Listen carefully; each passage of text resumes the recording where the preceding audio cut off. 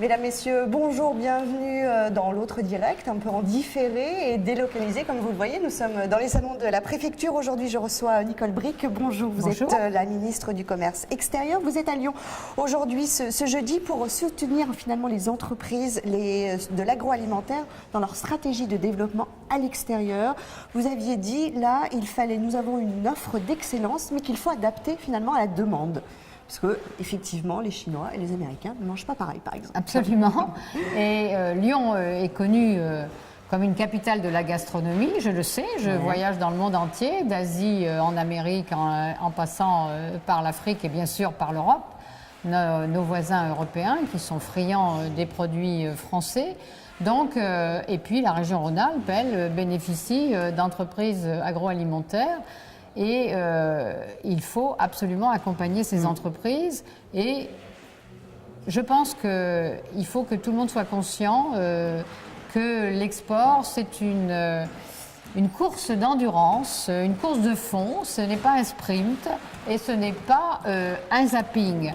Donc il faut que les entreprises soient accompagnées, qu'elles trouvent les financements. Nous avons mis une banque publique d'investissement en Rhône-Alpes, et nous mettons 4 chargés d'affaires à l'international venant de l'opérateur commercial de l'État UbiFrance qui sont là pour accompagner les entreprises. Pas forcément sur l'agroalimentaire, vraiment sur l'ensemble de l'exportation, mais bien sûr, l'agroalimentaire, nous sommes excédentaires au niveau de la balance commerciale, mais en même temps que la demande augmente avec tous les grands pays émergents, nos parts de marché rétrécissent. Donc, il faut absolument porter ce message de mobilisation.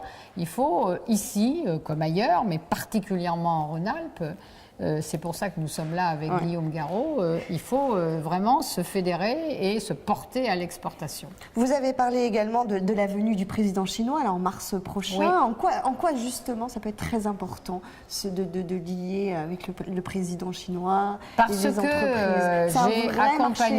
J'ai accompagné le président de la République en Chine, j'y suis allée moi-même, il y a 1 an j'y étais, et à chaque fois j'ai vanté l'agroalimentaire français, et notamment au travers d'un produit que nous savons particulièrement bien travailler, le cochon. Et les Chinois sont des énormes consommateurs de ces bons produits du cochon, tout, de l'oreille à la queue. D'accord.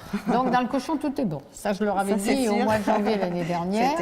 Et nous devons profiter, je l'espère, de l'arrivée du président chinois pour conclure définitivement cet accord avec la Chine qui nous permettra de rattraper notre retard pour la charcuterie française, puisque j'ai constaté que les Italiens y sont, que les Espagnols y sont, que les Allemands y sont, que les Danois y sont, et nous, donc, mais ça fait 6 ans, ça fait 6 ans qu'on travaille pour que les entreprises de la charcuterie travaillent pour y arriver. Donc nous espérons bien que la porte céleste de la Chine va s'ouvrir, et comme c'est l'année France-Chine en Chine et en France, puisque c'est la célébration du 50e anniversaire de la reconnaissance par le général de Gaulle de la République populaire de Chine, et qui nous ont toujours été redevables d'être les premiers à reconnaître. C'est le moment ou jamais de faire progresser. Est-ce que le président chinois va venir? Et là, la demande, ah non, je ne sais pas. Je ne connais pas le détail. C'est une visite présidentielle. Mais c'est là vraiment où l'offre doit rencontrer la demande. Si on loupe la Chine, ça va être dur, parce que la Chine va absorber 30% de la croissance mondiale dans le domaine agroalimentaire. Bien sûr, donc ça c'est vraiment important. Un mot sur le déficit. Vous aviez dit 2. Alors un mot sur vous vous êtes engagé à rétablir l'équilibre du commerce extérieur, de la balance commerciale. Hors énergie. Donc voilà, vous pensez y arriver là d'ici la fin du quinquennat? On s'y achemine, parce que si je prends hors énergie, à la fin de l'année, on devrait avoir réduit notre déficit. Maintenant, je suis comptable aussi de la balance globale. Ne soyez pas trop pressés à Lyon. Je sais bien que vous aimez être avant tout le monde, mais les chiffres du commerce extérieur, c'est pour le 7 février sur l'année 2013. Le pacte de responsabilité, là, annoncé par François Hollande envers les entreprises, ça aussi, ça va être... c'est très important. C'est très important puisque le message, c'est on est là pour faciliter la vie des entreprises, on est là pour leur permettre de conquérir des marchés et on est là surtout pour les aider dans leur bataille. Il faut qu'elles investissent, donc on a fait des dispositions fiscales. Il y a les assises de la fiscalité des entreprises qui ont démarré hier avec mon collègue Moscovici et mon collègue Cazeneuve.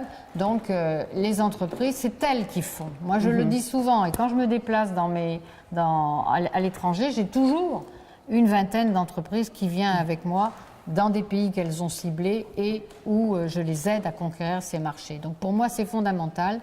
Un jour, une journaliste de vos collègues m'a dit « Vous êtes le coach des entreprises ». Ben oui, je suis le coach des entreprises, particulièrement des PME et des entreprises intermédiaires très présentes en territoire rhône-alpin.